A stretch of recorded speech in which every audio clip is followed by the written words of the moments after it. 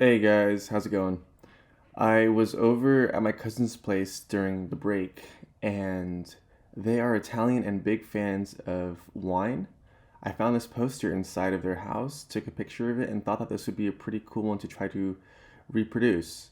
So I'm going to focus only on the circle part of the poster. The text, I think that we've already covered enough in previous lessons. So we'll just focus on the three circles. And what's really cool about these ones is there's an optical illusion happening over here using minimalistic design. These three circles are actually single wine glass.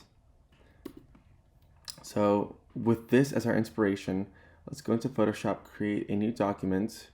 Let's do 8.5 by 11 with a portrait orientation, and we have here a new Photoshop document. So let's go back, and really the main three elements here are just these three circles, and there's a single line down there. Okay, so let's click the letter M for our marquee tool, and we want to make it an elliptical marquee tool. So I'm going to hold Shift and drag a circle and let go. Holding Shift helps to keep the circle as a perfect circle, as opposed to not holding a Shift. It's going to give me all different options. Okay, let's add a new layer, and inside this new layer we're going to click Edit, Fill, and we'll click Fill with a color. Let's find a nice wine red. That's good enough for now. And then we will fill this color, and we'll click Command D to deselect. Oops. So now we have a singular circle here, and let's see what's next. So we have two other circles. We'll click Command J to duplicate this circle and pull that one apart. I'm going to close this one so we don't get too distracted. Let's do this as our wine.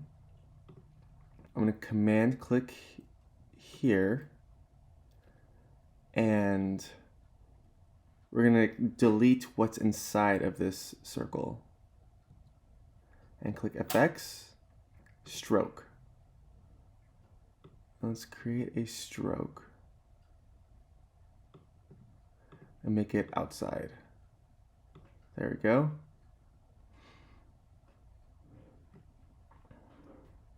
I think 10 might be too much. We can always go back and see. Let's see. Combine these two. I think 10's a little bit too much. So I can double click stroke, and maybe let's try 6. Okay. Let's go back to our source of inspiration. Looks pretty good to me. I believe this was a bit higher. Yeah, that looks about right. Maybe a little bit lower. Okay.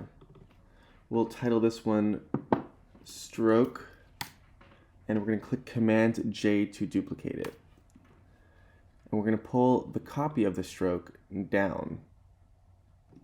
And what I'm doing to pull it down is I'm holding Shift on the extra layer. I'm holding Shift and dragging it down so it stays in the center. And I believe it was about there. Maybe a little bit lower. Okay.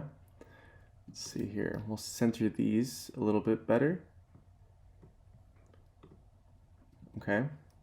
The last thing we have is a singular line over here.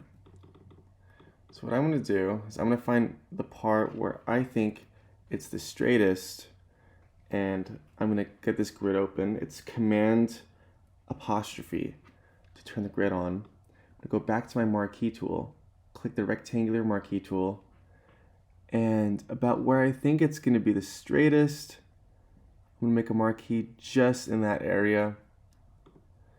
And I'm going to create a new layer here. I'm going to fill in my straight marquee tool with black. Edit, fill with black. And the reason why I'm going off of this over here is because I want this marquee, this straight line, to be the same exact width as my stroke. That way everything looks like it's all one piece together. So I'll have this as vertical line. Drag this guy down here and find the center, which was about there. Take it over here. Command T will bring up the transform tool, and I'm going to hold Command as I drag this down. Wait, let's zoom out so you can see better. Because if I don't hold Command, then I just end up moving it. So Command, hit the middle anchor with Command. I'm going to hold Shift to, oops, let's get these out of the way. There we go. Focus on lining up this vertical line with my grid. Okay? So I can use the arrow keys to move them. For the most part, it looks pretty aligned. There's a little bit going off over here. So Command T, hit the middle anchor point, hold Command, and let's drag that so it's perfectly against the grid over here. Show you. So we're trying to go against that grid line right there. We let go, click return on our keyboard or enter. And now we can drag this up here. And I'm going to center it by using my arrow keys to move that into the center. And that looks pretty good to me. Let's go back over here, see if there's anything else. Command apostrophe to take away the grid. And I think it was a little more centered. So what we can do, come down. Let's drag that down, keeping it at 0 angle. That's better. All right, to me that looks pretty good. And if you want, you can highlight all these by holding Shift, click vertical line and the wine. Click Command G to group them together. And you have your wine glass. You can Command T on the entire group and hold Option, pull it into the center to make everything just a bit smaller. And you have room to add in your fancy wine company name. You want to click, make that center, and I don't know. You can make this however you want, but the point is we were able to make a nice wine glass. And it's based off of 3 simple circles and looks minimalistic and stylish. I hope you guys found this tutorial simple and fun to follow along with, and I'll see you in the next one.